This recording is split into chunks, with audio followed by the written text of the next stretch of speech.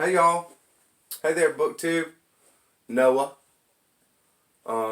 Thanks for coming by the channel. If you're in this, either you like jumping into the middle of books, or you are following along for the Ulysses read through. Ulysses 2020. We're going all the way. I'm reading in conjunction with the annotated by Don Gifford, just to give me a little bit of inroads to the text. It's just great. So we're on to episode 4. Now this video, I'm gonna go through 4 and 5. I'm gonna go through them at the same time. Not exactly, boom, boom, boom, just giving everything at once. But if something that is in episode 4, relates to 5, I'm going to just talk about it. So 4 and 5 together. And so for those who do not know, in episode 4, we have left Stephen. We've left Stephen on the beach, waiting for his meeting with Buck Mulligan, going to I guess to the ship, to the pub, to have a couple pints. Buck Mulligan's got some plans for Stephen's money, and we meet. We go back to 8 in the morning. We go back in time a little bit. We've followed Stephen through his morning. And now we're following our main character, our main character of the work, Leopold Blum. We meet him in 4. He is such an endearing kind of character to me. I love Blum. We've had a lot of fun talking him through a little bit on our little read-through discussion group. Shout out to Alan, Big Books and Classics, Roz from Scally Dandling Around the Books, Sharon Goforth, Arlene, Madeline, Mark Nash. Am I missing anyone? Probably. Cena. I think I might have everyone. There's more than likely someone I'm missing, so I'll put you in the comments in the description box. But there's our group. We're just kind of going through it at our own paces. We got a little. We're all on the same page for the most part, and we're moving through it, at our own paces. Kind of slowly. I think it's more like two episodes a week is what we're trying to do. So we'll get through 4 and 5. Now, Leopold Blum ate with relish the inner organs of beasts and fowls. He liked thick giblet soup, nutty gizzards and stuffed roast heart, liver slices fried with crust crumbs, fried hen cods roes. Most of all, he liked grilled mutton kidneys, which gave to his palate a fine tang of faintly scented urine. So, Blum, there's your introduction. That's been remarked so many times all of us who this is our first experience with Ulysses. Just what a vivid and you get thrust right into Blum's something that he really just relishes, something. He loves eating. He loves meat. He loves, blood.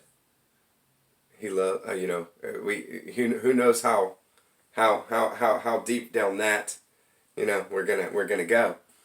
But also, Blum, Blum is an Irish Jew living in Dublin, and we've already had our share of anti-Semitics from Deasy in his dealings with Stephen, and so I see the setup. Blum probably takes it, every day of his life, hears and sees and has to deal with people. But Blum, Blum kind of strikes me as a man's man. That Blum is not somebody who's overtly anti-confrontational or something like that. Blum also strikes me as someone who's living comfortably. Blum is living comfortably. Him and his wife Molly live alone. His daughter Millie is away at school. And we have touched on him for just a quick little poor Rudy, his son that was born and lived only 11 days. So there is something there, And so we see some of the worries of Blum, At first he's worried about making his breakfast. He's worried about his what he's gonna make for breakfast. He's feeding the cat. He's worried about making some tea.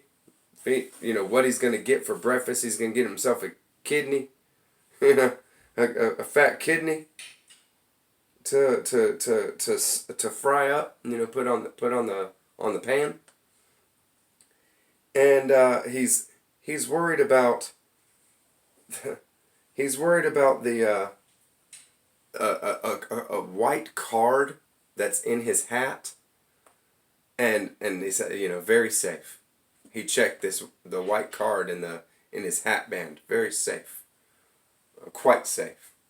And this is a card that he uses in the very next chapter in 5, as he's walking around to get a letter.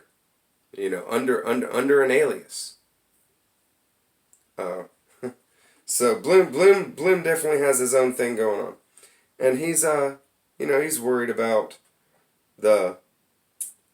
he's worried about the bedposts have these golden, like little symbols, kind of bells on them. He's worried about that, getting, if he's gonna wake his wife up.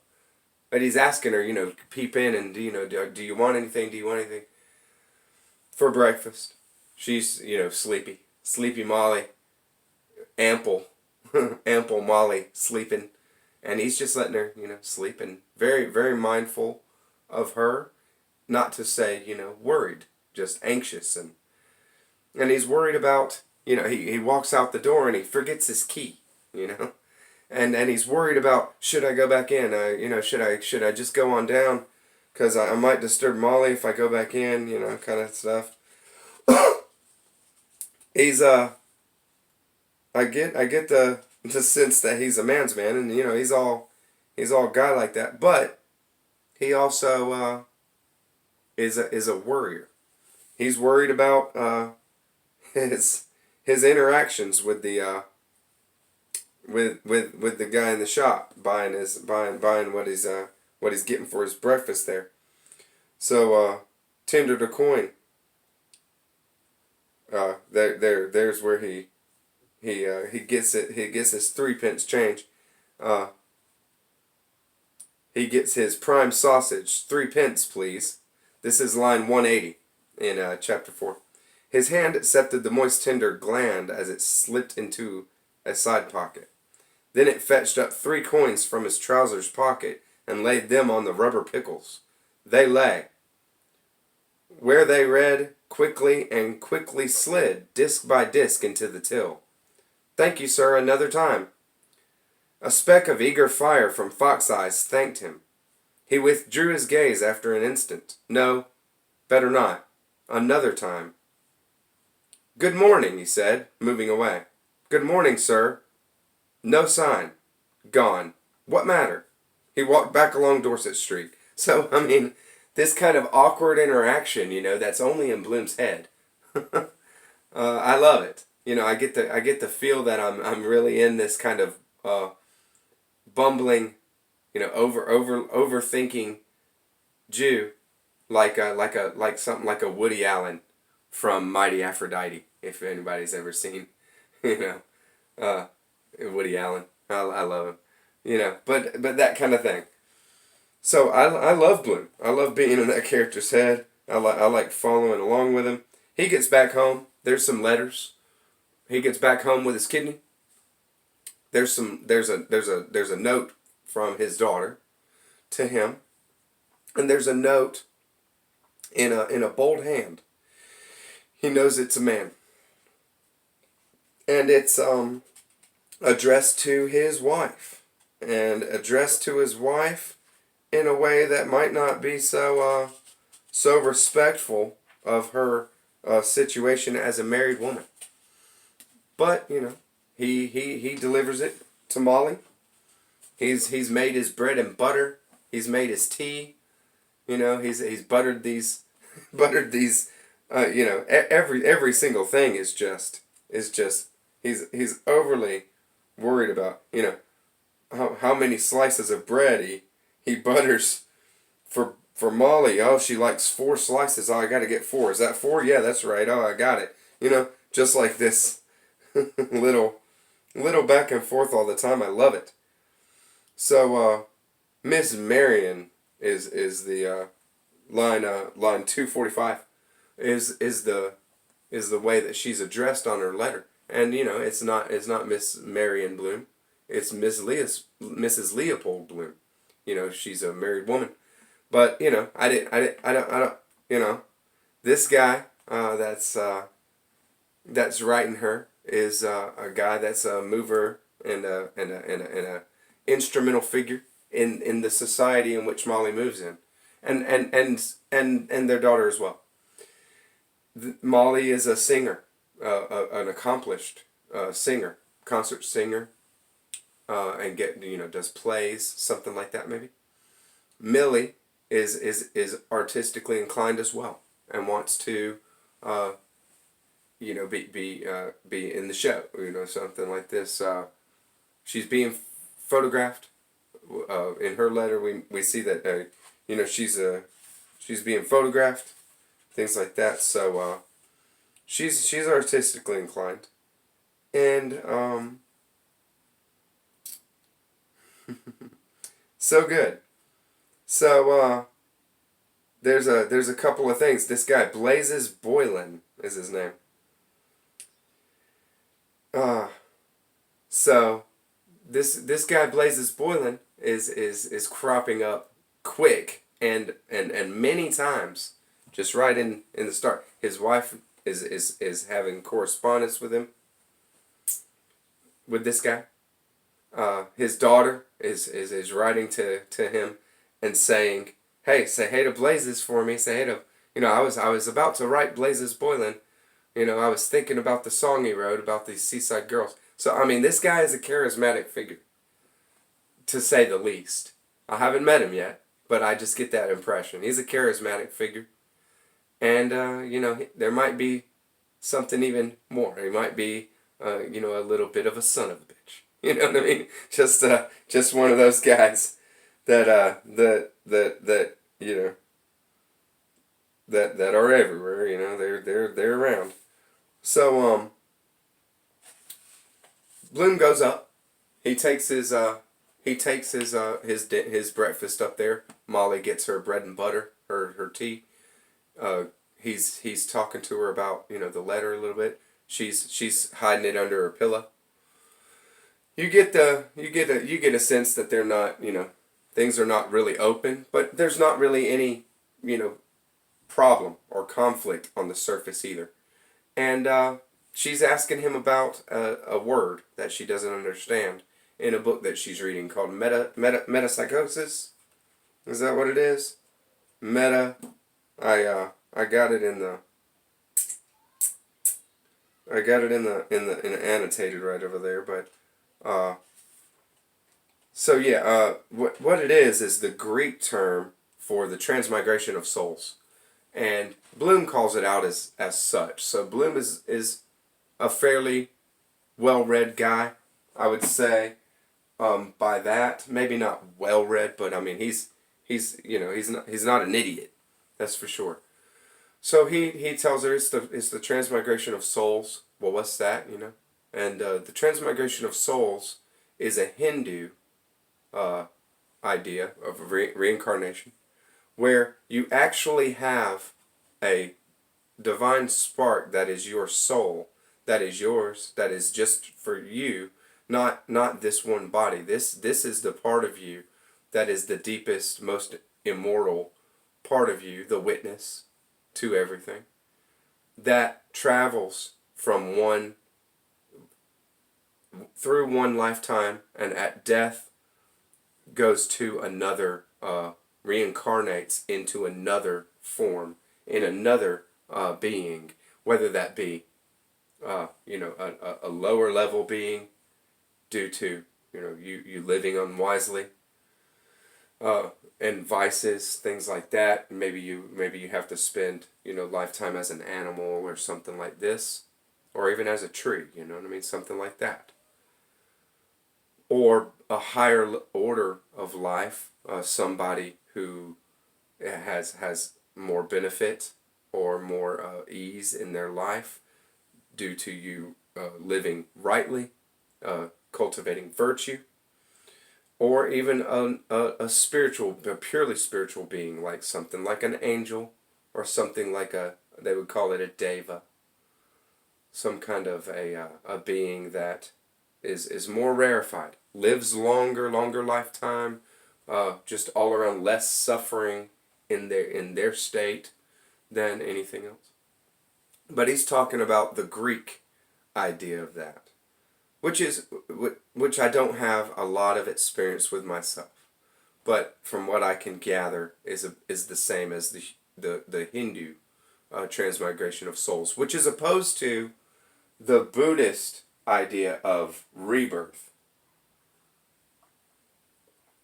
If anyone's not familiar, maybe we'll touch on that a little bit. I don't think it's really applicable to the text fully, but maybe I just didn't pick up on it, because there is in chapter 5 where he talks about the Chinese, and then talks about Buddha is their God, which is also a misnomer.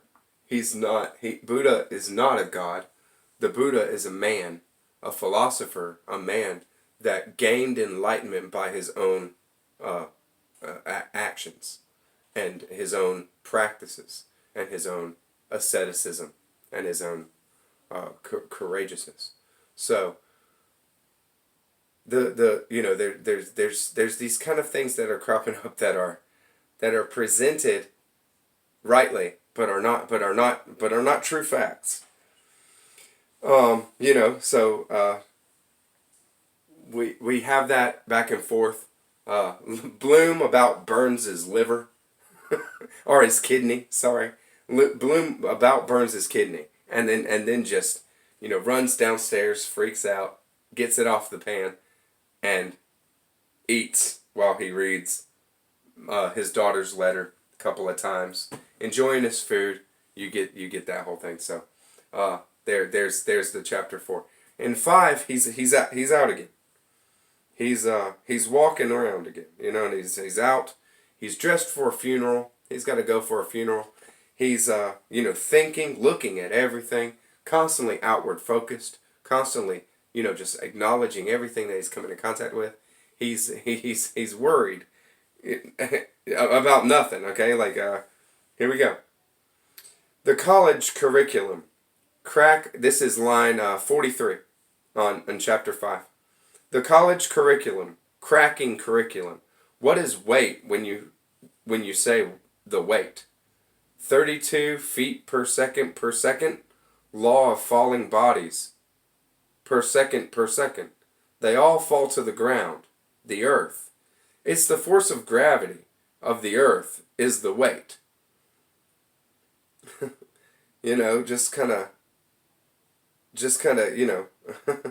going over, and then skip to 50. Careless air. Just drop into sea. Per second. For every second it means. From the curbstone, he darted a keen glance through the door of the post office. too late box, post here, no one, in. So he's just, oh, there's the too late box. Oh, post here, reading signs. As he's thinking about these, this, the formula for the speed of falling bodies, Newton. So it's like, what, Blum is just all over. So he goes in the post office there, I love it. I love this kind of, following in this guy's, it seems so erratic. But it's like I said with Stephen there. Stephen's thoughts seem like they're all over the place in Proteus. But I think that we're an outsider looking into a person's thoughts. And, Blum's thoughts to Blum are not, all over the place and scatterbrained.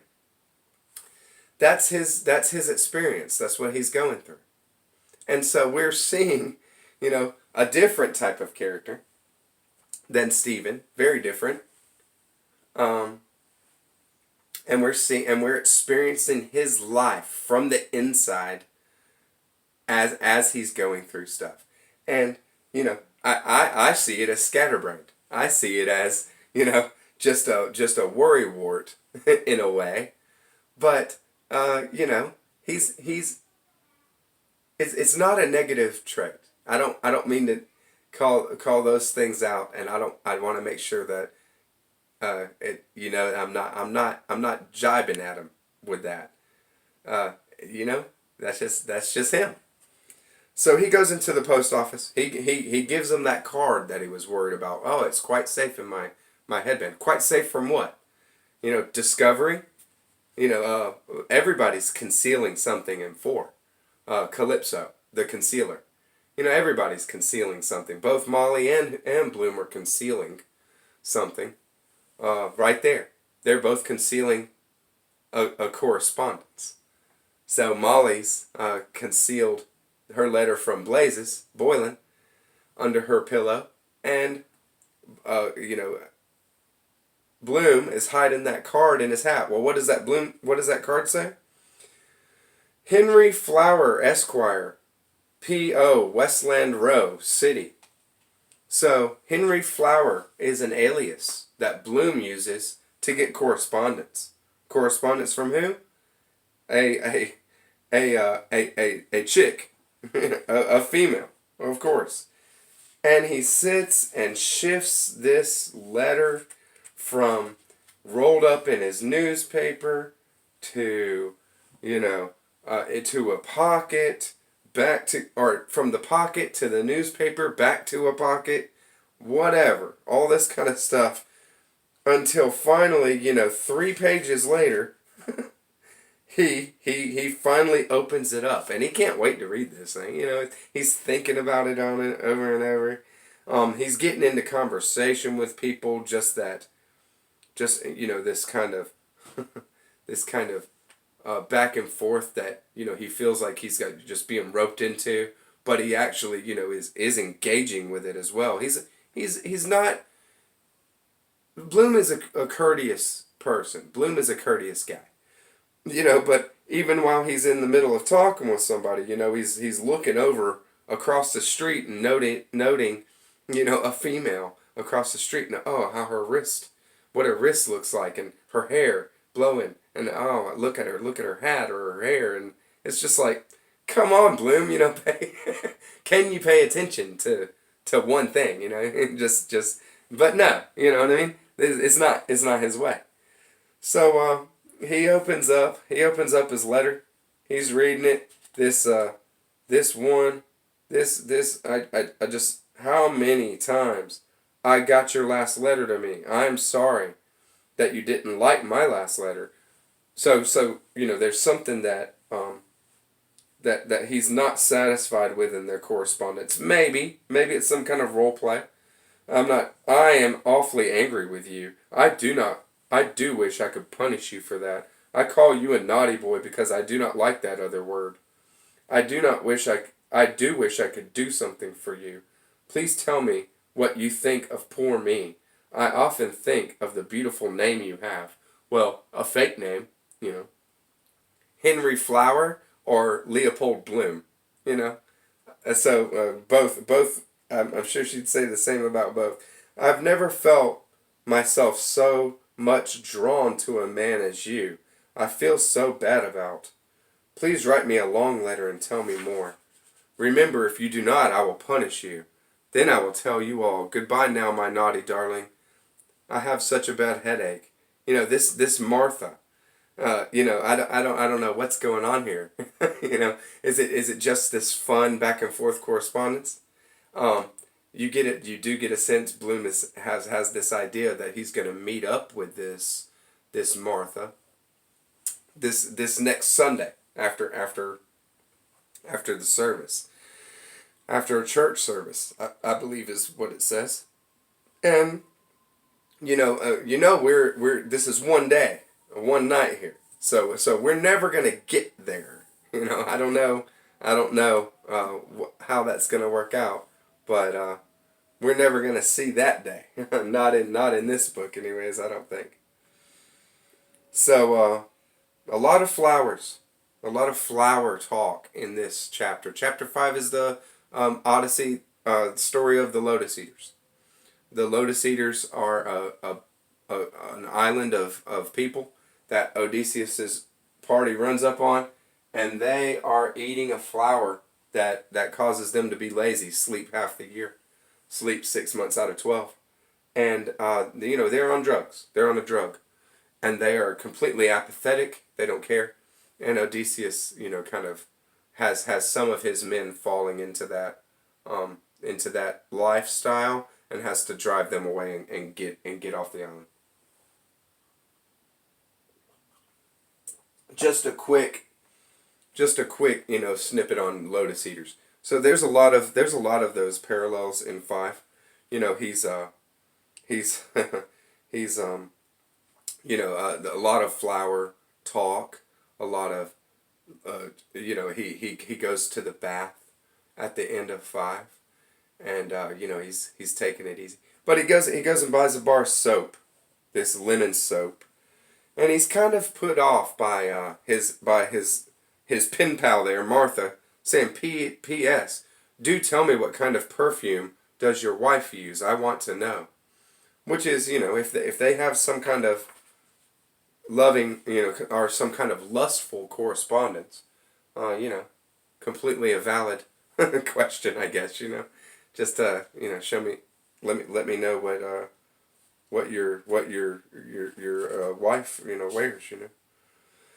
So he sneaks into the back door. I don't know if he's sneaky or what it is, but he kind of ducks into the back door of a Christian, a Catholic service.